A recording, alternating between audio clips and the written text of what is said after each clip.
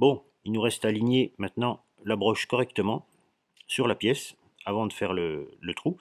Donc pour ça, on va utiliser le Palper 3D. Donc avec ça, rien de plus simple. On va venir appuyer, pousser sur la touche jusqu'à temps que les deux aiguilles qu'on voit ici viennent s'aligner sur les deux zéros. Et là, à ce moment-là, on saura que notre broche est parfaitement alignée avec le bord de notre pièce. Donc ensuite, comme ça, on pourra venir trouver le centre de l'épaisseur ici. Donc là, je sais que moi, mon volant d'inertie fait 16 mm. Donc une fois que j'aurai trouvé la bordure, je mets mon vernier ou ma visu à 0 et je viendrai donc compter 8 mm, avancer ma table de 8 mm pour être parfaitement au centre. Alors allons-y.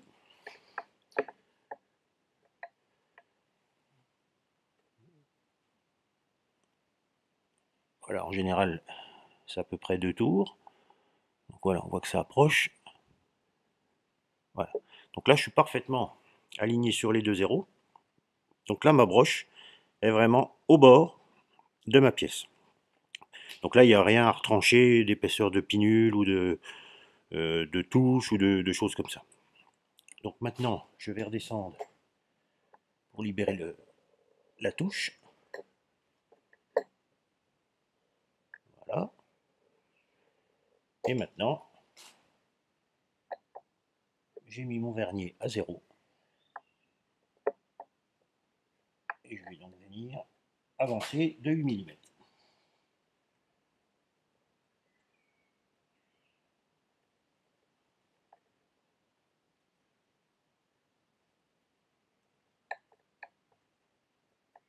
Voilà.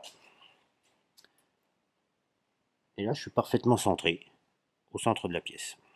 Alors maintenant, on va faire de même, j'allais dire, pour qu'on perce au plus haut.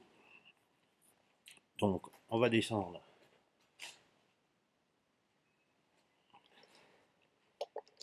le palper sur la pièce. Ou plutôt, on va monter jusqu'à temps. Donc là, on peut se mettre un peu où on veut, je dirais. Alors, on va se mettre sur 50. On pourrait venir tourner la bague et se mettre à 0 si on voulait. Voilà, 50. Et en se déplaçant, on va venir chercher le point le plus haut. Donc là, on voit que ça descend. On revient. Là, ça bouge plus. Et là, ça commence à redescendre. Donc on revient un petit peu. Et là, hop, on est au plus haut de notre volant, parfaitement aligné entre les deux trous, pour pouvoir faire notre trou. Donc j'enlève ça, je vais mettre le mandrin de perçage, et je vous reprends.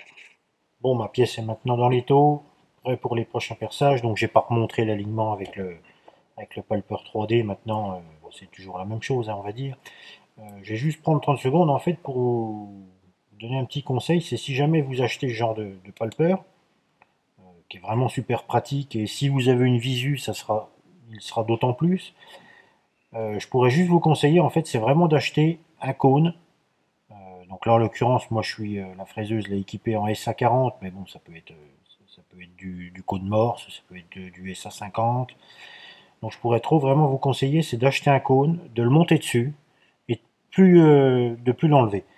En fait, parce que pour une bonne raison, c'est que quand vous allez le monter sur votre cône, il va falloir régler l'alignement, la concentricité entre le palper et le cône, donc avec votre broche.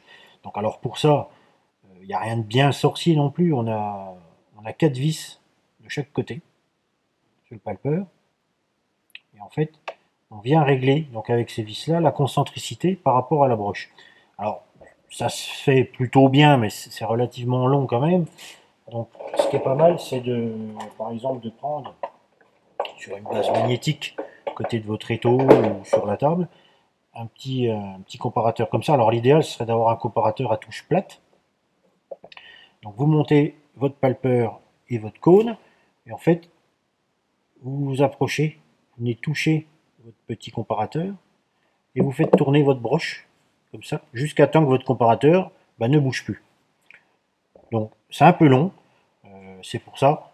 Je vous conseille vraiment, c'est une fois que vous l'avez réglé, vous ne y touchez plus, et il est vraiment, c'est un cône qui est dédié juste pour le comparateur. Voilà, donc on repasse sur la machine. Alors, on vient pousser la touche jusqu'à temps que les deux aiguilles soient sur les deux zéros.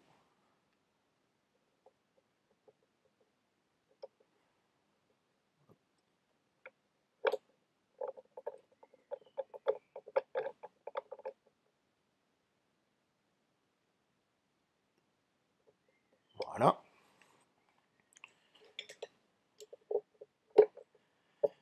Là, maintenant, je descends pour dégager la touche. Voilà. Donc là, je suis parfaitement aligné, ma broche, avec le bord gauche de la pièce. Donc là, je viens passer derrière, dégager l'autre côté de la pièce. Et donc là, je viens reculer, je mets le zéro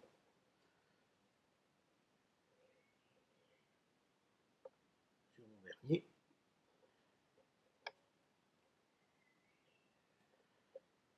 Et je recule de 6 mm.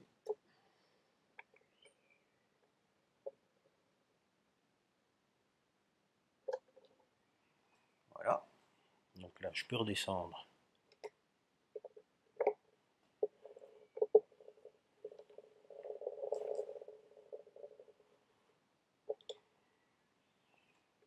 Voilà. Même opération. Donc là, maintenant, dans ce sens-là, on ne touche plus. On peut bloquer la table même. Ça évite les erreurs.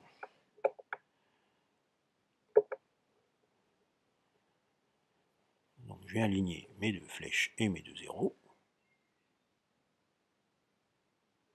Voilà.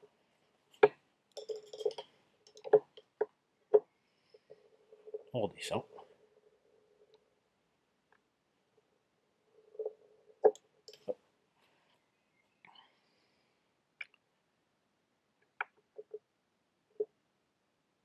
Donc, pareil, on se met bien à zéro.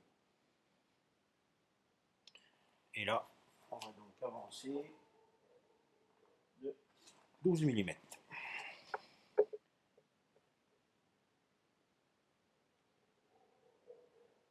5, 10